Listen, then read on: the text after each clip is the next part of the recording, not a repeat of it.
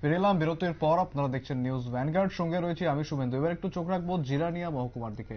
বেহাল রাস্তা দীর্ঘদিন ধরে একই অবস্থায় পড়ে রয়েছে, তবে সারানোর কোনো উদ্যোগ নেই। কোথায় এই রাস্তা জানাবো। জিরানিয়া মহকুমার মান্দাই ব্লকের অন্তর্গত কতুইরাবাড়ি থেকে রানীর বাজার এনআইটি কদমতলা যাওয়ার রাস্তাটি তালমুড়া এলাকায় ভীষণভাবে খারাপ হয়ে রয়েছে। এলাকাটি কোবরা খাবার পঞ্চায়েতের অধীন। বিগত 3 মাসের বৃষ্টির কারণে সম্পূর্ণ রাস্তাটি কর্দমাক্ত হয়ে রয়েছে। বড় ধরনের কোনো দুর্ঘটনা রুখতে গ্রামবাসীরা রাস্তা বন্ধ করে রেখেছে। প্রায় 3 মাস যাবত রাস্তাটির এই বেহাল দশা, কিন্তু মেরামতের কোনো উদ্যোগ নেই সংশ্লিষ্ট দপ্তরের। মন্দাই আরডি ব্লকের দূরদর্শিতার কারণে দুর্ভোগের শিকার স্থানীয় জনগণ।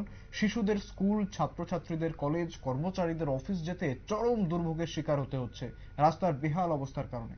বর্তমান অবস্থায় জরুরিকালীন পরিষেবাও কিন্তু একেবারে সুযোগ মতো দেওয়া যাচ্ছে না। আপনারা দেখতে পাচ্ছেন সেই ছবি, একদম কিভাবে কর্দমাক্ত হয়ে রয়েছে রাস্তাটি। এবং স্বাভাবিকভাবেই এই ছবি দেখেই সহজেই অনুমেয় যে কোনো জরুরিকালীন পরিষেবা সেই অঞ্চলে পৌঁছতে ঠিক কতটা বেগ পেতে হয় বা কতটা অসুবিধার মুখে পড়তে হয়। এবং দেখতে পাচ্ছেন সেই ছবি যে সাধারণ মানুষ যারা সেখানকার, তারা যাতায়াত করতে গিয়ে কতটা অসুবিধার মধ্যে পড়ছেন, যে কারণে বাধ্য হয়ে গ্রামবাসীরা সেই রাস্তা কিন্তু বন্ধ করে রেখেছেন। এবং তারা ঠিক কি জানাচ্ছেন শোনাবো। 3 মাস হবে এভাবে চলতেছি, এভাবে কোনো ঠিকঠাক করে না, কিচ্ছু না। খুব কষ্ট হইতেছে এই রাস্তা দেয়া চলতে। কি করুম, যেটা ব্রেকে দিয়ে রাখছে, কেন দিয়ে রাখছে? যেমন অন্য কোনো গাড়ি আসে না, বড় গাড়ি যেমন না আসা যাওয়া করতে পারে আর কি। রাস্তা এভাবে গাড়ি আটকে দিয়ে বড় গাড়ি একবার পুরো শেষ। তারপরে এই জন্য আমরা এই এলাকায় হয়ে তারপরে রাস্তাটি ভেঙে দিছে। হ্যাঁ হ্যাঁ স্যার। তারপরে আমরা এই রাস্তা দিয়ে কই আসা যাওয়া করে, এটা রানীবাজার যাওয়া যায়, এনআইটি যাওয়া যায়, কদমতলি যাওয়া যায়, রিক্সা যাওয়া যায়, কতুইরাবাড়ি দিয়া যাওয়া যায়। এমনি এই জায়গাটার নাম হলো তালমুড়া, কতুইরাবাড়ি তালমুড়া। কোন পঞ্চায়েতের অন্তর্গত? এটা পড়ছে কোবরা খাবার পঞ্চায়েত। কোন ব্লক অন্তর্গত? এটা মান্দাই। মান্দাই না? এমনি 2 মাস ধরে রাস্তা দিয়ে ভাঙ্গা। হ্যাঁ 2 মাস। আপনার নাম? আমার নাম হলো মরণ মিয়া।